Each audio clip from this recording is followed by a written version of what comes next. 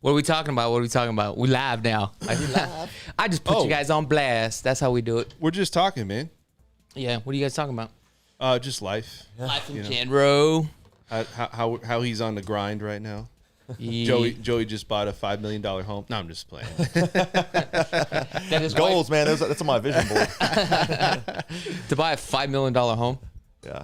He needs a helicopter to come in and land him. That's what he's got right now with that house. I need something to take the kids to school in, Yeah. What are you gonna do with a $5 million home? Oh man. Like, what would you do? Flip it. Airbnb it. Airbnb it. Live out of the casita. Hey, only celebrities. Work your life away. Only celebrities. Man, you imagine trying to take care of that house? No, you'd have to have a full crew. Yeah, with that kind of money, you don't need you are not cleaning anything. You have a full staff. Yeah. Landscaping, pool guy, right? Housekeeping. Mm-hmm. Would you have a maid? Of course. Live-in maid. Oh yeah. Would she have to be hot? There's problems. Or like an older well, no, you gotta, she would have to be she would have to be like stunning.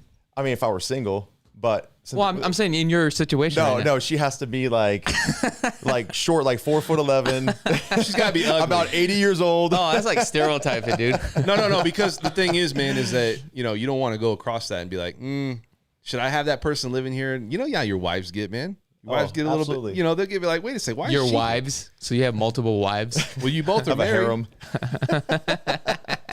He's got 5 wives. Damn, $5 million, dude. A payment on that's probably got to be at least $8,000 a month, or maybe even more. More than that. Yeah, that's what I'm thinking. What would that be, Dan? Yeah, what would that be? $5 million? Yeah, $5 million. No, it wouldn't be 8,000. It'd be more than that, dude. Yeah. You know what? Maybe 24,000. No, it would be significant. You got to think that. What do you think it's going to be? Maybe? I'm going to say 24,000. Joey, what are you calling it right now? Call it. No, I think it's going to be probably about a $12,000 mortgage. No way. 15, 20? About 15. All right, so let's do $5 million. I'm going to do $5 million right now. Look at you guys, man. $5 million, and we're going to be putting down 20%. You know what? For me, I put down 25%. Oh, that's it? Yeah, that's it. You don't care about that? 25% at rate. I'm going to say 4.65% jumbo loan. Oh, I was wrong, dude. I was right on the money. 21,000. How'd you get 21? Oh, for $5 million, how much you putting down? 20%. Oh, I put down 25%. I'm paying. I was thinking 25%. With mortgage insurance premium. Insurance, I'm paying $43,000. I don't know how you got that. Yeah, at 25,000 or 25%. What app you got? The Clear Agent one. Oh, okay. I got Zillow. Oh, so what is it, Dan? You're the lender. Well, if you're putting 25%, I would say it's 15 to 17, but that's not including insurance, taxes, and insurance and everything else. Yeah. Is it? This is out the door. That's the taxes, insurance, HOA. Yeah. Mm-hmm. Really? It's a pretty good app. What's crazy is that despite but that's 20% down. 20% down. Despite the pandemic, it is crazy like how the housing market right now is just booming, dude. Mm-hmm. Oh, it's booming. Yeah. Isn't that crazy? Yeah. So what used to be our luxury market is no longer luxury. You're absolutely right, because it's like majority of our buyers now, they're coming in at like 800,000 and above. It's crazy. Yeah. I was about to say below. that's actually the norm. It is the norm. What it is, it's good for us. Heck yeah. Get it while it's hot, but you know what that tells you is inflation like crazy. So yeah, I mean, I think it's just going to keep going up this year though. Yeah. I don't see it happening. Yeah, I don't see a crash happening at all. At all. The problem is that they just printed more money.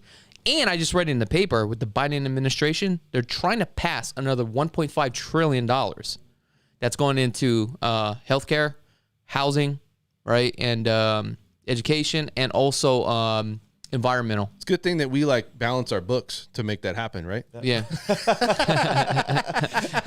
I mean, you always have to think there's no shortage of money. What there is, they're just going to keep printing, right? And you know what? I'm a big contribution to that. I just got anus raped the other day. My tax accountant sent me over, hey, this is what you owe. I was like, dude, what the fuck? Oh, you can say that? I said, what the puck? Oh, yeah, that's right. Hockey, right? Yeah, puck. Vegas Knights. Over 200,000? Oh, dude, I got slammed, dude. I called him up right away. I was like, fudge the numbers. He's like, no, we can't, bro. I was like, oh, man, it is what it is. You know what I'm saying? Yeah. Well, at least you had the money stashed away to. I think that's the thing about an agent. You have to have money for a rainy day. There's a lot of agents out here, man. They get the money, they spend it all right away, dude. I don't do that. I pay myself first. That's the secret. Do you do the 2020-10? Oh, no, I don't even do that, man. I just keep stacking. And at the end of the year, I just look at the budget and say, hey, we got to rearrange the numbers. You know, we got to pay myself. What's the 20-20-10? Well, you stash 20, invest 20, and live off 10. Oh, I got the opposite. I live off 20. Sometimes 30. 40% is for lifestyle. Well, let's talk about that because each person has a different personality, right? Joey, right? What would you say you spend percentage-wise? To be honest with you, I'm terrible at this. I know. That's why I'm calling you out on this, dude. Yeah, because I'm terrible Joey, at this. he lives a lifestyle like a rock star, dude. We like nice things. Well, and there's nothing wrong with that, dude. You know, and that's the point I want to get across. There's nothing wrong. So my dad always used to say, money's made to be spent. There you go. I live by that mantra. But I do earmark it. I do take a portion of it, probably about 10 to 15%, and I'll put it into the market. Oh, do you really? Yeah. That's why you're riding through a Bentley, huh? Yeah. Outside. I roll. Whose Bentley is this?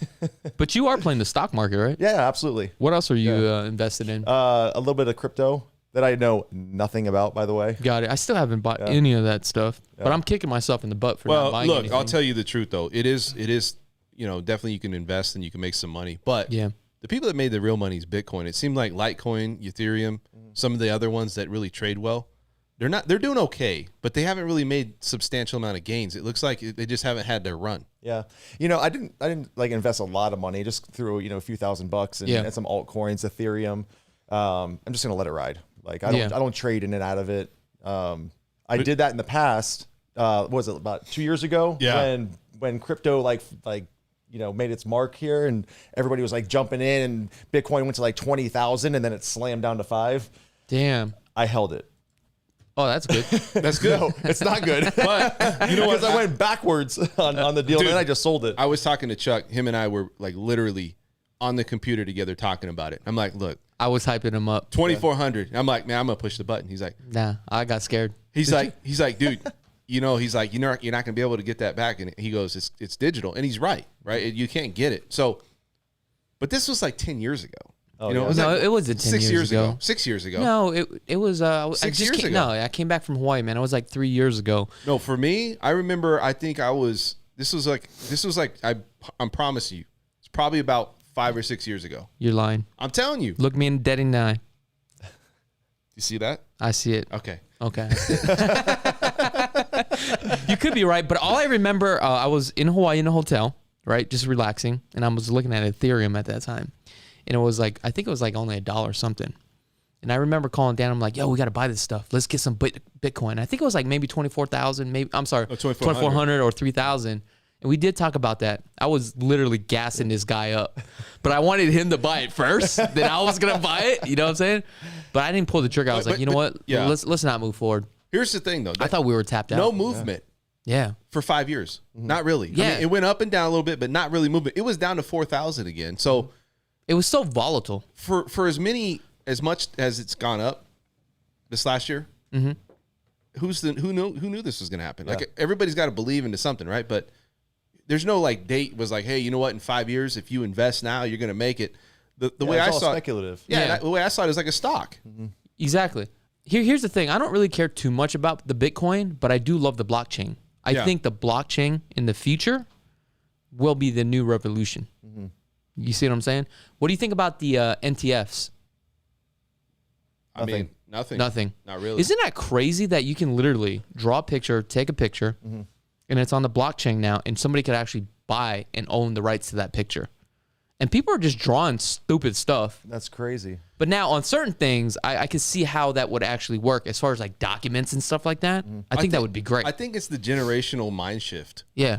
Somebody paid like $1.5 million for like a picture, dude. Yeah. No way. I swear to God. Somebody just drew a picture? Yeah, dude. Put it on the blockchain? Dude, I got to pull this thing up, Was it like a stick figure?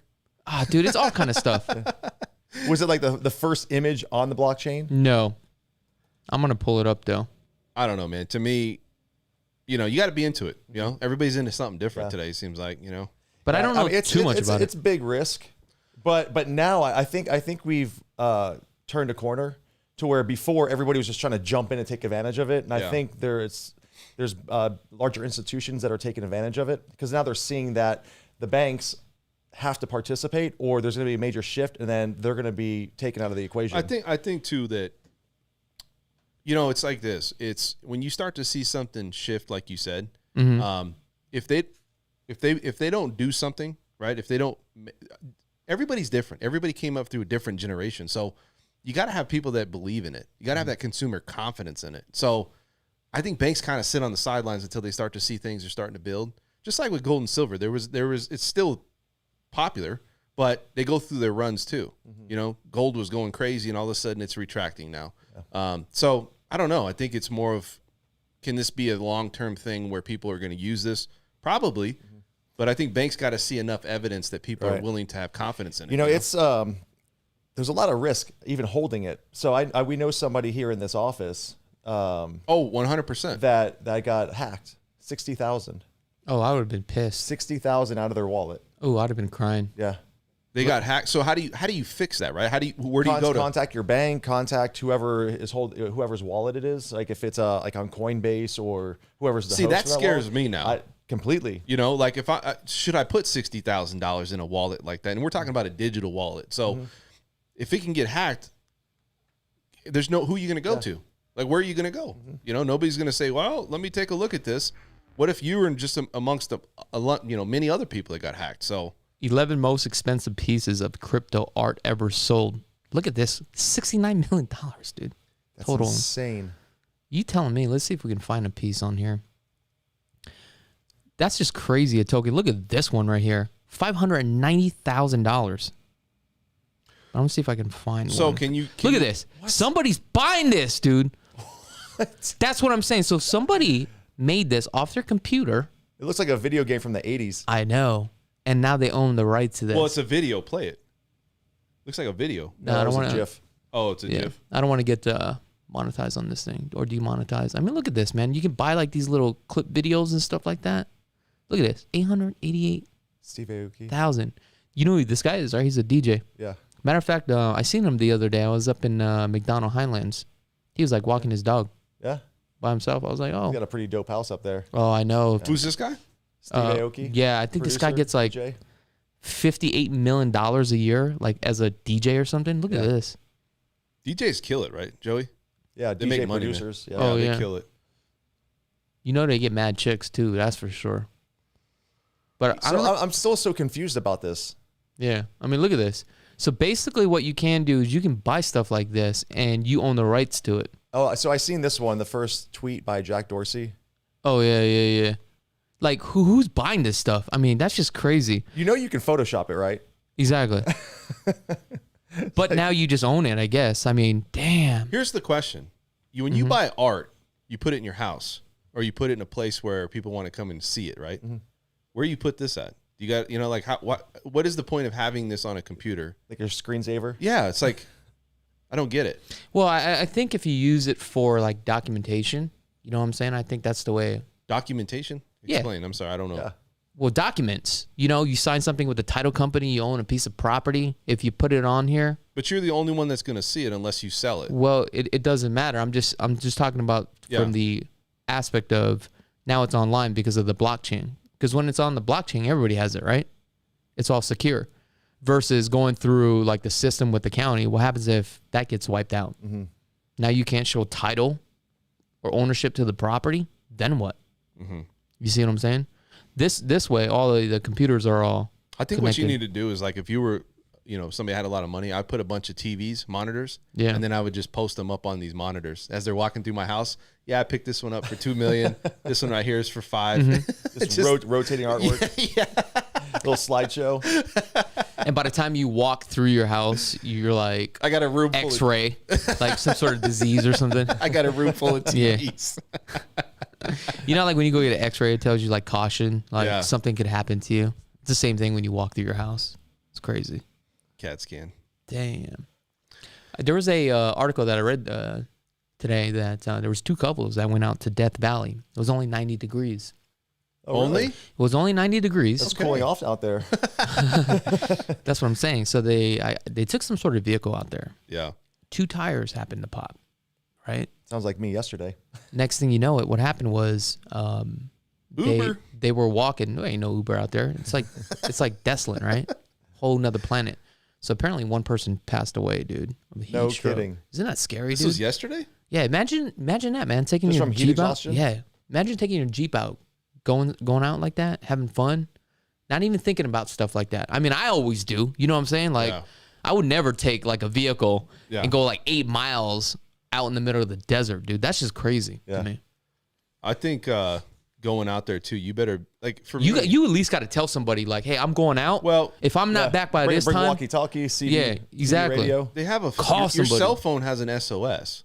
You know what I mean? Like but there's probably no reception out there. Well, also too. Oh well, that's true. But also, I think if you click it 5 times fast or 6 times fast, I think it calls the cops or something, dude. There's looking at but if there's no reception, what do you do? Yeah, that's true. But I mean, I don't know. Maybe they can do. I don't know. I don't know what you would do. What would you do? What I would do is pretty much just sit and wait until it gets dark. Once it gets dark, then start walking. And then the only thing you have to worry about is the mountain lions. You know what? Hey, rattlesnakes. That's true too. Would you rather take your risk though on weather like that or a mountain lion? I don't know. I would do the mountain lion. Would you? Yeah, that mountain lion's getting kicked in the face. Talking about that, I had a client that was here, and we were looking at some custom homes. And one of his hobbies are to ride mountain bikes. And he's from Texas. And he was telling me this story that he was riding down this trail. And he's seen this rattlesnake, right? And you know how thick and ugly these things are, right? It was coming towards him. So he got scared. So he hit the brakes. And you know how like when you hit the brakes, you kind of like slide like fishtail? Uh-huh. He flew over his handlebars, right? Landed on the snake. What? Yes, landed on the snake. And it looked like he was saying it. He thought it like tried to strike him, but it probably hit the bike. And but he literally crushed it and landed on it, and it slithered away into a brush. And you know how it gives you that rattle sound? And it was doing that. And he said he was like throwing rocks at it, right? Because he was scared. Dude, I hate snakes. I would have did the same thing. What are the chances of that? Dude, landing on a rattlesnake. On a snake. How and then the lucky snake tries is that? to bite him, and it bites the bike. Exactly, dude. You know how lucky you must be, dude? No, that's happened to me, but not to me, but my we were mountain biking up in California. Yeah. And we were going down this trail. This thing was like up in like Redlands area. So there's a lot of hills and stuff out there, and there's a lot of, snakes. So we're traveling down and we're cruising, we're going down this hill pretty fast. Well, apparently we went right by a snake, right? Mm-hmm. And I didn't get striked at, but the snake struck at my brother and my uncle at the time and missed them, but they were literally like curled up trying to strike, And I think the reason is because they had other snakes, like baby snakes, right? Mm-hmm. So obviously it looked like the mom. She's trying to protect the babies, but I mean, you come across them, we're going into their territory. Yeah. I mean, it's going to be there. I've been around sidewinders. You ever heard of those? Like, they're like racer snakes. Okay. Those things go just like this, man. And they're crazy. So yeah, I mean, have you eaten snake before? No. Dude, I've eaten snake. Is it good? Does it taste like good. chicken? That's what I heard. Yeah. It does, like but I mean, it's all about how you prepare it. Yeah, as long as you deep fry it, anything tastes like chicken. Well, what's funny is my uncle, you batter it. Yeah. One of my great uncles that's passed away, he used to go out and he used to have a shotgun, dude. He used to be up in the mountains. It's kind of funny. He used to live up there. He's an old military veteran. He used to want to be up there. He wanted to be isolated. So it's funny. So when we go visit with him, he literally had like a shotgun or something where he would protect himself. So one time there was a snake coming, like, sidewinder, right? Racer. When they call them racers, there's like a red and blue stripes on the side. And anyways, it was coming right next to us. We didn't even know it was coming. It was so fast. It was just, and he just like, dude, boom, took it out, picked it up. Yeah, picked it up, took it home. He skinned it, and he cooked the meat. And you just ate it. Yeah, man.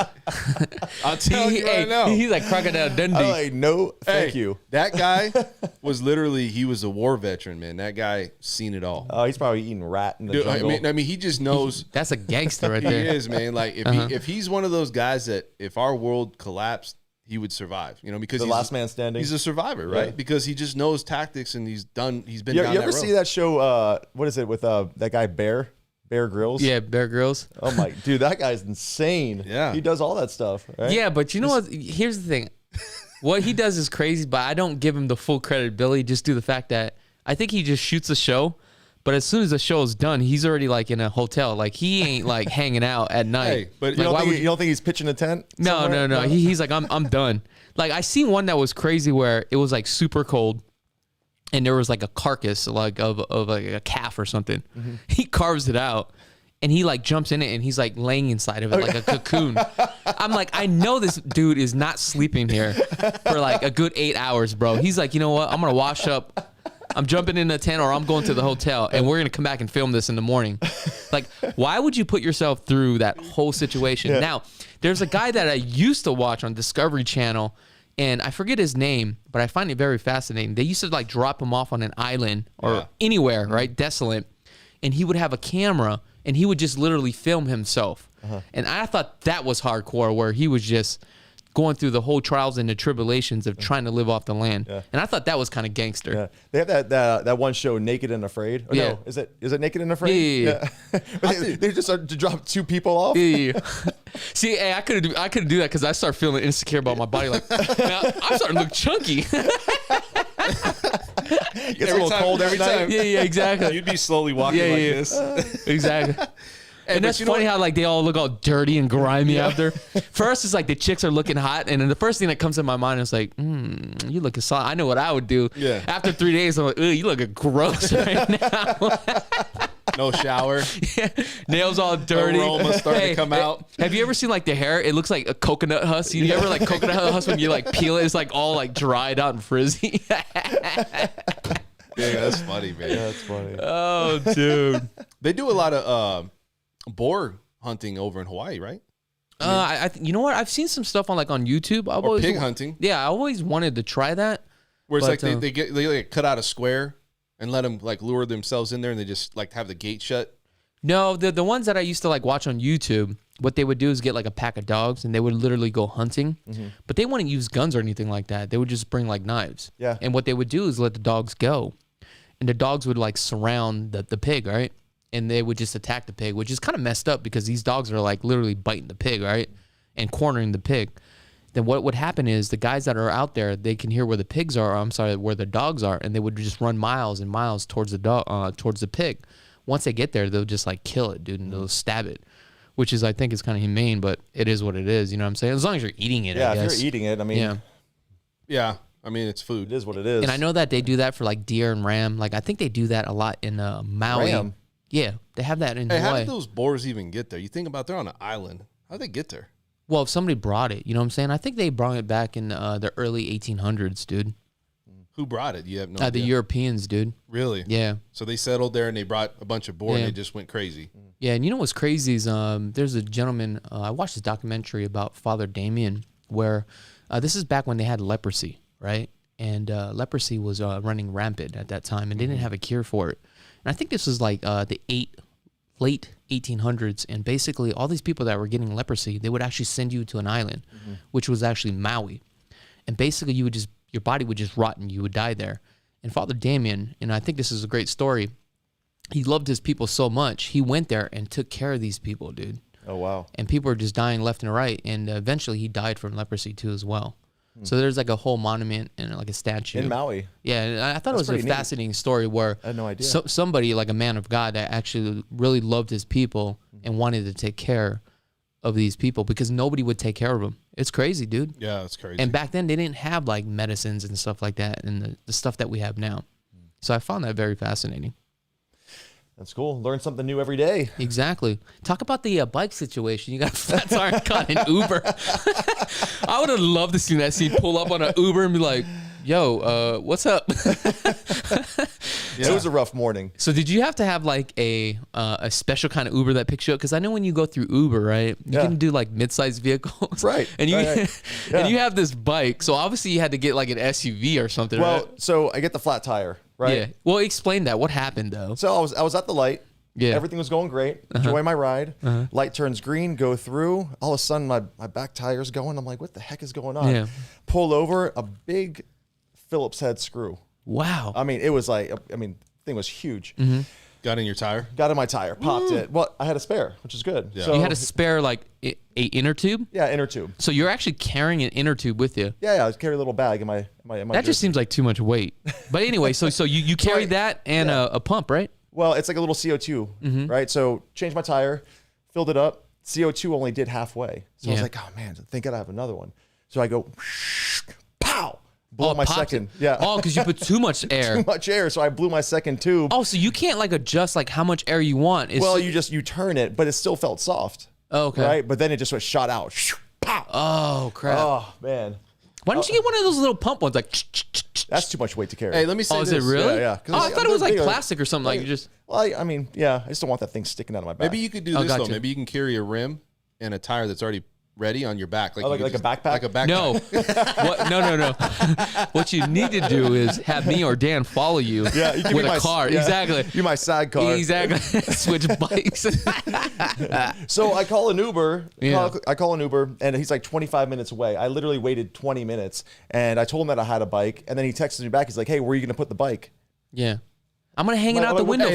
What kind of question is that? I bet he tried in your trunk. Did he try to charge you for 2 people? No, I canceled the ride. I waited for 20 minutes, so then I had to upgrade for like the Uber XL or whatever. Because you needed a bigger car, right? Yeah. Well, that's what I'm saying. Because that's the first thing that would come to my mind. Well, he had a Santa Fe. It was a SUV, but I guess he didn't have any space. So you should have told him, I'm hanging out the window. Don't worry about it. But you got to realize too, he's probably a guy that's driving. He's like, wait a second. I don't want them dirty ass. Yeah, it's bike like in you my got car. a guy that's with a bike. He's sweating. He's sweaty. Yeah. You know what I mean? Spandex. No mask. Yeah. He's got a big bike. Yeah.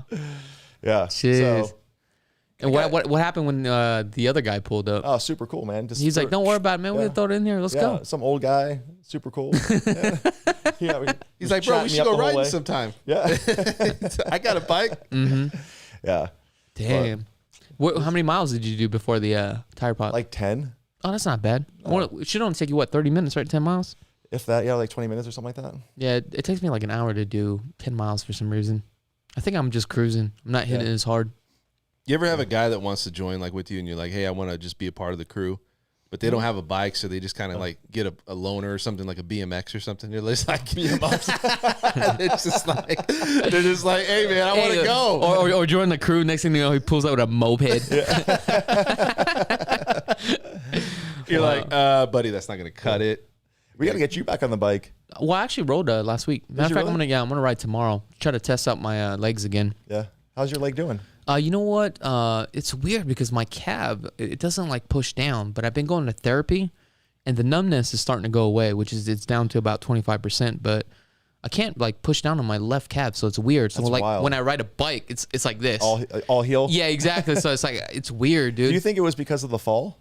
Yeah, dude. Cause, it had to be because of the fall. Cause after the fall, that's when I really started feeling that pain, and that's when I went into surgery. That's crazy. But now every time I take off my clothes to take a shower, there's like a big old like road rash, like literally right on the hip. Mm-hmm.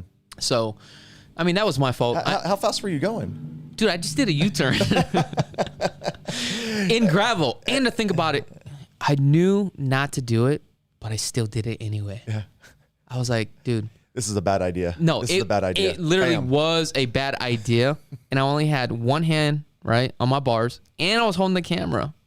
Oh, and I was like, why. exactly, because I was vlogging, right, at the time. And I was like, okay, I could do this U-turn. Because I wanted to do U-turn to come back and do B-roll. And what B-roll is, where you do a scene where you put down the camera and you're shooting a scene as you're talking. So I was like, hey, you know what? I'm going to do this for the audience. So, hey, did you put the crash on the video? Oh, the crash is on the video. Oh, yeah, crazy. Oh, dude, bro. so crazy. But I literally hurt myself. Now, here's the thing. I realize as you get older, right, the more you hurt yourself, the recovery time, right, is a lot longer than it used to be. Oh, 100%. Dude, I'm like, what the hell? Yeah, you don't bounce back like you used to. Like, I remember when I was a kid, man, I could get hurt. Within like 20 minutes, I'm still running around. Very next day, I'm like not even worried about it. Nowadays, man, if I get like just a road rash, I'm telling you, I'm aching. I got to take Tylenol, ibuprofen. Neosporin. Yeah, dude, it takes a long time to recover, and the pain is more intense. I don't know what it is, but it's so funny. I was watching my son ride his bike the other day, and he literally, I mean, he fell hard like 4 times in a row. Scratched up his shoulder, hit his head, his knee, everything. I mean, like all cut up, right? I don't want to ride my bike anymore. He's getting all mad, right? 5 minutes later, on that damn thing again. Hey man, no, I give I would have credit. been like, I'm done. What was it? He was riding like a BMX bike, or what was he doing? Yeah, it's like a little PJ Mask, you know, like a little BMX deal. You know? Oh, okay. Was he like just trying to hit like little ramps or something? What was he doing? No, Just riding fast? he's just trying to hit top speed. He's trying to be like his dad. He's trying to keep up with his dad. Oh, that's cute. You actually have a cute little kid, man. Oh, thanks. Dude, he's all pimped out. I always see him on like Instagram. I'm like, Joey spending a lot of money on this kid right here. But I would do the same thing. You know what I'm saying? Oh, yeah. If I had a kid, dude. I'd spoil him, man. Yeah, exactly. Why wouldn't you? Yeah. Is he a good kid? At times. He's What's a boy. his name? Rocco. Rocco. Dang, that sounds hard. What's up, Rocco? His name is Rocco Valentino. Get the hell out of here. Swear to God. Rocco. Dude, that sounds pimp, dude. Damn, that's pretty Valentino. good. I like that. You got to set him up for success, you know? Exactly. You know all the girls. You know what that reminds me of? Remember that cartoon where you had that skunk and like he would talk all smooth to the lady? Pepe Le Pew. Yeah. No, is it Pepe? I don't know. Is that the one? Yeah, is that the Pepe one Le they Pew. just canceled? Oh, I'm not too sure. I'm not sure He either. had that smooth talking voice. That's what that name reminds me of. Player. Yeah, I think it was Pepe Le Pew. Pepe Le Pew. Yeah. Oh, crap. And Dan, you went dirt biking too, right? The other day? Oh yeah, we went dirt biking. We had a good time. I was, I was thinking about it with your situation with kids. Not to try to like call anything out, but it seemed like a lot of kids these days, man, they don't have the same grit. And I hate to say that, but I'm not saying like, but They ain't as hard as they used to be. no, man. When I was a kid, bro, and I'm not trying to say like I'm some crazy, but my parents, when we were we did all the sports, right? I did soccer, whatever. Dude, if we were crying off the field, You slapped in your head. my parents would be like, "What are you crying about? Yeah. Get back out there and you got to get in there. You got to be tough, man. You got to get in there and make it." And I'm not saying you, but dude, it's like I went and saw a baseball game the other day, right? Yeah. And when I was 8 years the old, whole team was crying. well, man, look, it's crazy because like when I was 8 years old, Yeah. I was getting pitched to by 12 and 13-year-olds. And this ball was coming like 65 miles an hour, and I would go to the cages. I get hit sometimes at the cages, right? Or I've gotten hit by a ball. Yeah. I just walked down to the down to first base. Mm-hmm. And I don't know, it just seemed like they're just not as tough. They're not grooming them as tough anymore. Yeah. And it's like they strike out, they're crying off the field. Wow. And I'm like, guys, maybe it's because going to happen. Well, here's You the got- thing. like, Maybe that's- they're just getting way too emotional. Like they're taking it too but serious. it's acceptable. Mm-hmm. See the difference? Like it's okay if you get hurt and you cry, whatever, that's fine. But Mm-hmm.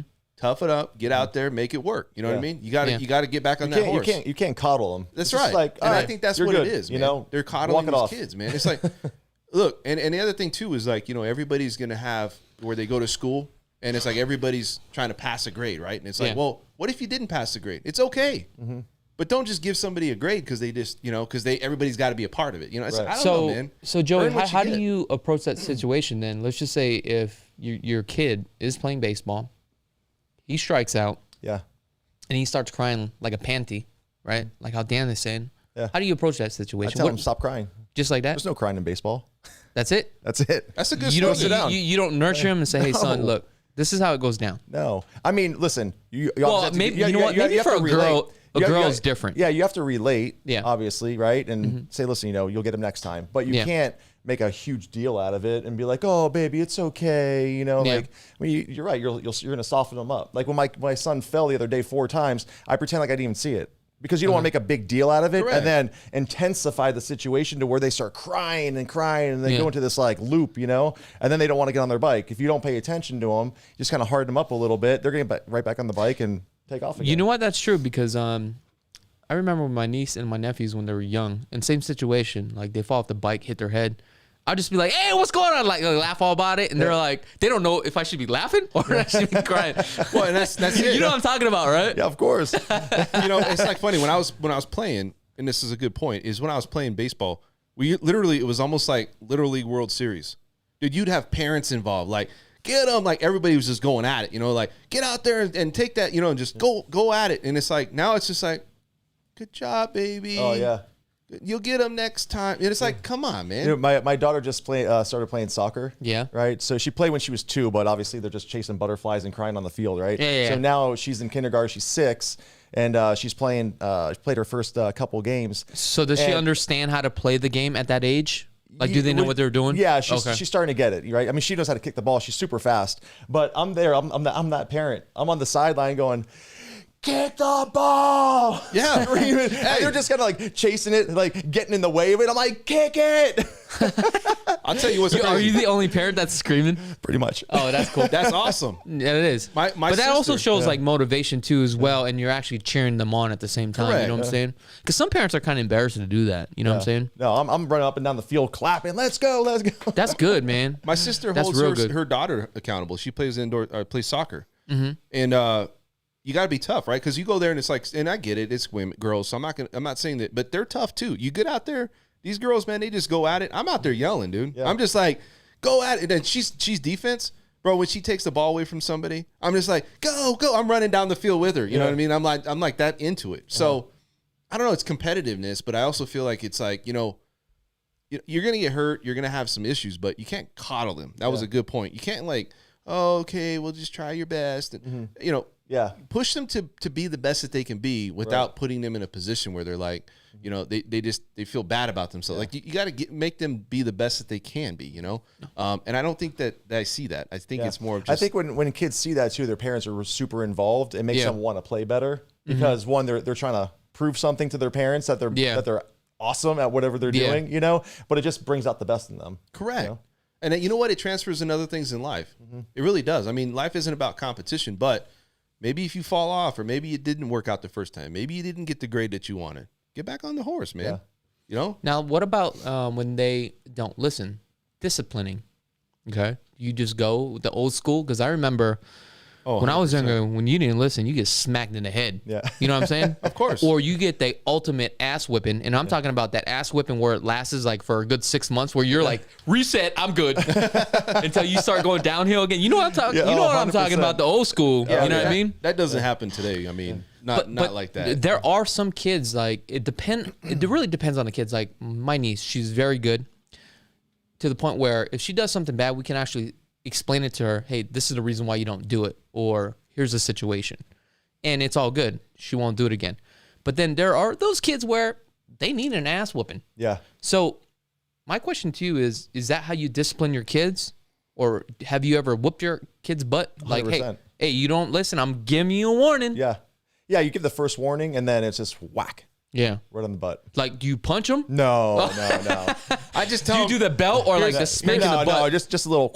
here's how my But parents. enough to like scare them. Yes, to get their attention. Okay. Yeah. Because sometimes with I mean, you have kids. So you don't hit them 4 where you hurt them, but you hit them to scare them. Yes, to get their attention. Okay. Because sometimes they just don't listen. You know, and I'm not one of those parents that's going to say, hey, you know, let's just Let sit them down run and around. talk Yeah, about exactly. it. They don't process that. Yeah. You know, I mean, so we do Well, we do red point, green point. Okay. Right. So that's pretty effective. I mean, obviously spanking is going to be the last thing you want to do. But sometimes every kid needs it. Yeah, but it also depending on the kid too as well, because not all kids will adapt to getting spankings because That's that true. could also make it worse as well. Well, look, I mean, a straight beat down on your kid, there's a way to do it, right? Yeah.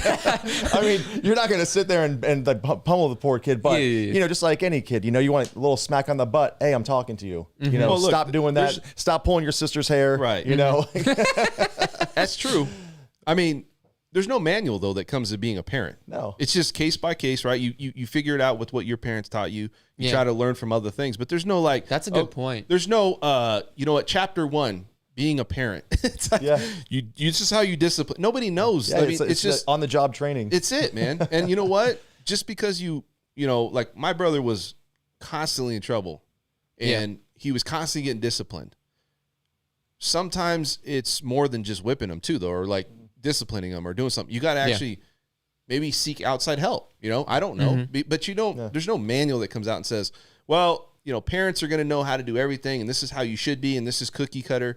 I mean, you obviously don't want to abuse anybody. I'm just saying, you have to pave that path for them, for their future, for their life, right? And so you're doing it the best of your ability, but that doesn't mean it's always the best way. Maybe sometimes people are like, hey, you know what? Maybe I go outside and do it, you know, and try to figure out if I need to get outside help. You know, sometimes they do. So what happens if you go through the whole process, right? The chain of command, you do the butt whooping, but he still doesn't listen. That's what Then I'm saying.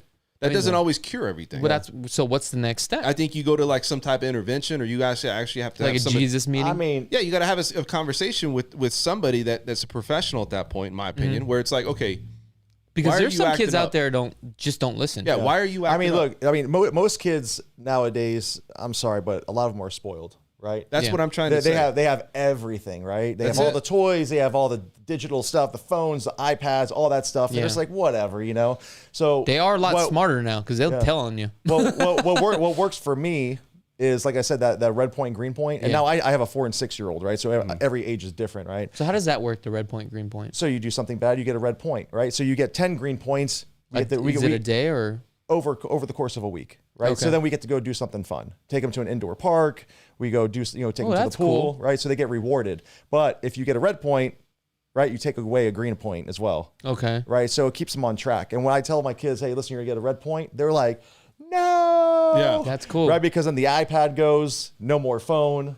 That's one thing with so kids. When it goes up and down, let's say you get a total of 10 a week. Is that what it is? Mm-hmm. So how does it work? You start off with Monday, you get 1 a day? Or do you start off with 10 green points? Well, sometimes you can get multiples, right? So if they sleep in their bed all night, if they go to the bathroom at the right time, if they clean up their mess, like little chores throughout the day, if we give them tasks and they complete it, they get a green point. So it's like a bargaining tool. Exactly. You're basically hustling your kids. Yeah. So walk me through this. So you got Monday through Friday. When is it that you reward them? Is it every Sunday that you guys make that? Yeah. So it's like I said, it's whenever they accumulate out of the week 10 green points. Yeah. And then we'll figure something out to do, like whether it's on the weekend or during the week. Okay. After school. So they can literally get 10 points within the first 4 days, then basically. Mm-hmm. Then on Friday, they can go do something. Right. Then it just starts the process over. Yeah. That's something I need to do for you, Dan. I'm going to put you on the green red point system. It still won't work. That's good. The only green point system I'll do is if you got money involved. I'm in, dude. Yeah. You show me the money. I'll be here. Now I want to go back to that question where let's say if they're not disciplined. I mean, what do you do at that point if you can't discipline them and you have no control? Well, you have to assess the situation. Like, at different at different ages, they have different personalities. Like when my son turned 4, he completely turned a corner. Really? Yeah. I mean, so what was his personality before then? Just wild. You know, like hard to. I mean, he's a boy, had a lot of energy. Exactly. Just as his attention span is pretty short. So when you're trying to tell him something or try to reprimand him or discipline him, not really paying attention. Like he gets it, but it doesn't register, right? So he's just going to go back and do the same thing over again, right? But once he turned 4, now he's more receptive. He's a little bit calmer, right? He's more mature in the mind. Exactly. So it's almost like a waiting game. Now, if you're going into 10, 11, 12, and into your teens, and the kid's not listening, then I think I agree with you that you have to get outside help. Yeah, I think I mean, look at the big thing is people have issues in life in generally when they don't have both parents or they didn't have a strong structure system in their household. You're absolutely right. And I never thought that would affect a kid, but when the kids don't have their parents or both parents together, it's a huge deal. It is. It could go sideways because the dad is a great role model. It's a strong person.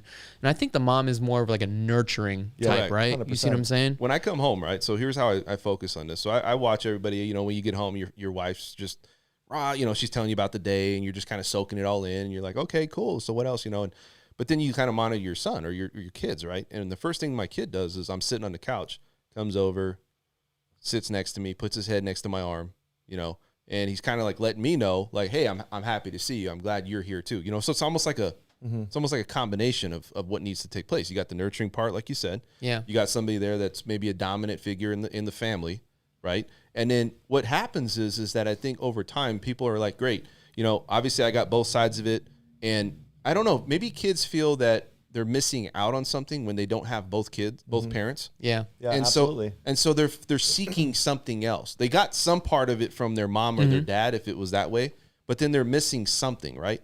And so I don't know. I mean, typically it does start with, in my opinion, the household and how you take care of your kids, and that's usually how their life kind of goes forward, for the most part. Are you trying to tell us something? Yeah, I'm trying to tell you that's how I was. What are you missing here? What are you missing? But you're right, Joey, because you look at kids and like teens, right? They have issues. Like my brother, we had both parents.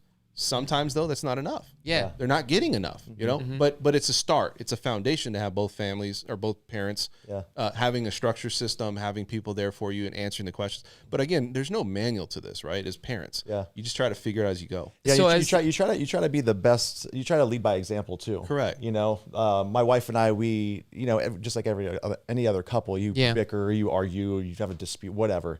That's normal. It's normal stuff, but we try to really just have like an even keel temperament at the house. Right? Yeah. Never really try to you don't want the kids to see it, right? Yeah. Never want to fight. It's a good point. As soon as you hit the bedroom, it's on. Right? Me and you. Yo, that's when we're. Yeah. Get that bedroom out of here. Get the gloves out.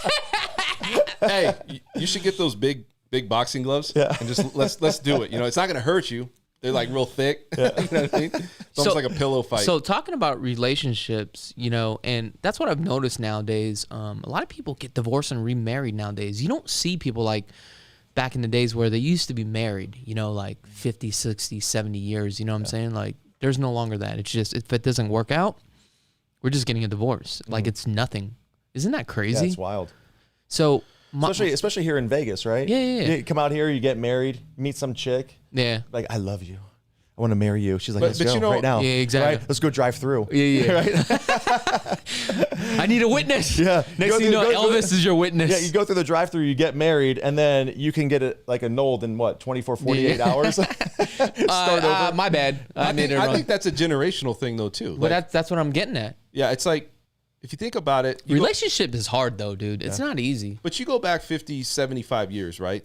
Everybody, a lot of people got married. It was normal. If you cheated, I'm not saying people didn't because everybody probably did. I'm not, you know, a lot of people. It just wasn't like put out in public. But it's acceptable now. Oh, check that out, baby. We got $20. Look at this. Aloha, Dan and Joey from Maui. What's up, baby? What's up? Great dad advice to see y'all in June. That's right. Is that one of our clients, Joey? AJ. I don't know. Let us know if you're one of our clients or about to be one of our clients. Mahalo. That's cool. Yeah, now where were we going with this? I'm sorry. I don't know. I forgot what I was saying. We were, I think, on relationship. Divorce. Oh, divorces. Nobody cheats. Well, there wasn't Tinder back in. It's like this. Yeah, that's true. You're right. They make it a lot easier. But here's the thing: it's like people don't get married as much today. I would say because if you did get married and you got a divorce, even if you did, like you were saying, Chuck, it's acceptable. Like it's okay. Like it's normal now. Like it's not 50% of the population gets divorced roughly. You know, so well, you look at the culture too. I mean, you see. You know, everybody who's in the spotlight, right? Like all the movie stars, the artists, people getting married, they're swapping, right? It's like you know, one day they're in love and they're married, and 2 weeks later they're with another star, right? So why even get married at this point? Well, that's what I'm saying. At this point, it's like there's a different. I would say there's a different respect to getting married. There's a different accountability. Where if you're getting married 50, 75 years ago, then it had a different thought to it. It was more like it was a commitment. It was a huge commitment. It's like, you know what, we're in this together. If we have problems, we're going to run this like a unit. Today, it's like you got, you know, and women are working. They have just as, and I wouldn't say everybody, but they're having a lot more opportunities, right? So you got two household incomes. So there's options. Yeah. You know, so one's not dependent on the other fully. 100%. In most Well, cases. do you think part of the equation is that they're getting married too early and they don't really know each other before getting married? You know what I'm saying? Like they haven't just moved jump in. into it? Yeah, Well, exactly. I could say yes and I can say no. I think it depends. My parents knew each other my mom fell in love with my dad, and it was old school, right? Yeah. It's 5 months, 6 months they were together, and she's like, this is the guy I want to marry for the rest of my life. Some people it's 5 years. If it takes 5 years, maybe it works out. I really feel it's more about when two people meet, are you on the same path together at that time period? Yeah, and you know what? You know what's also big is communication, and I think that's part of the problem, because if there's a problem, sometimes one spouse may not talk to the other spouse or tell them how they feel, and they don't work things out. You know what I'm saying? So I think communication is a key here. Yeah, you know absolutely. what I'm saying? Yeah, if you can't have open communication with your spouse, then you're dead in the water. Yeah, I mean, true. If you're meeting somebody, let's say they're in the industry, they're a girl and they're 5 years younger than you. You're more focused on trying to do business work, right? You're trying to make a career. You're 9 to 5. You're trying to, you know, put in the effort, put the time in. Where maybe the other people are just trying to figure themselves out. If you're not on the same train together, it's going to be hard. And maybe sometimes over time, you being together, all of a sudden you're both kind of get to that part where you're on that train together. But a lot of times it's people don't work out because they're just not on the same level. Yeah. And one of the highest percentage rates for divorce is it comes down to financing too as well. One spouse may want to spend more money, and the other one's like, dude, we don't have the budget for it. Yeah. Well, that's a big problem. Yeah, money is like the root of all evil. No, it right? is. It will break any relationship, right? Friendship, your spouse. Because sometimes you get in these relationships too. If you have the husband out there working all the time, and you have the homemaker, the mom, right, at the home, then they feel kind of insignificant sometimes because they don't feel as if they're bringing anything to the table. Which that job in itself is like that's a full-time job, man. I would take digging ditches in Nevada in the summertime rather than staying home with the kids all day. Taking school, doing homework. I mean, I do my fair share, but man, that's just on a whole nother level, man. So props to all the moms out there, all the single moms. Crazy. I mean, seriously, it's a lot of work. And I'll tell you what, man, there's a big percentage of single moms and dads too. Don't think there's not dads out there that's trying to run the ship. I'm telling you right now, they're doing it. And I mean, but a lot of times it's the moms because the kids are stuck, staying with their mom because that's just normal how things typically work unless something happens. It seems like the court system or the city always gives more priority to the moms. More of that I think it's more of the nurturing side, I mean, as long as the mom can take the kid, take on because, I don't know, it's just different. It's just a different world, I think, that we live in now today. It really is. It's just a different style of just how people raise their kids and what people go through. And, it's not uncommon to see people in their late 20s and early 30s have 2 or 3 kids looking for a second chapter to their life, meeting somebody else. Yeah. Because these things happen, man. It's just they started young, maybe things worked out and now they don't. But when you start hitting your late 20s and early 30s, you start to see and figure out that there's a lot of women and men out there that are single but have kids. Yeah. And you just have to, be able to adapt with that. DMX passes away with a cardiac. What is it? How do you say it? Cardiac. Yeah, or something like. I guess he dies away from a heart attack. Yeah. Cardiac arrest. Cardiac arrest. There you go. That's the word I was looking for. So, I think in the early 2000s, late 90s, I guess he was like a famous rapper. I used to listen to some of his stuff. You think he was a famous rapper? Well, I mean, he's not famous anymore. You know what I'm saying? Yeah. Like back in the day, I don't know. Back in the day, he was the look, here's my thing. So our generation, I'm not gonna say it's us, but we would probably know that. But they're even the generation before us. Yeah. Now, is it a sad story? 100%. Like I'm just saying, the people nowadays, they don't really know who those people are. This is what I'm saying is that. I hate to say this. I was just trying to make myself sound young. Yeah, right. You are young, man. Younger. Yeah. My thing is this though, is like, you have this where it's like, hey, everybody, let's mourn this person. I don't even know this person.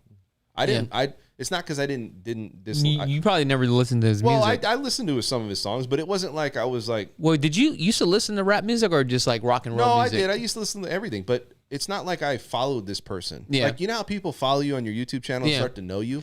Well, that was a whole different generation because they didn't have YouTube back that's then. What I'm saying. I don't know anything about this person's life. I don't know anything about it. So why? I'm not saying why would I mourn. I'd just be like, that's an unfortunate thing. Anybody that passes away. But I don't have music. a real. I mean, music.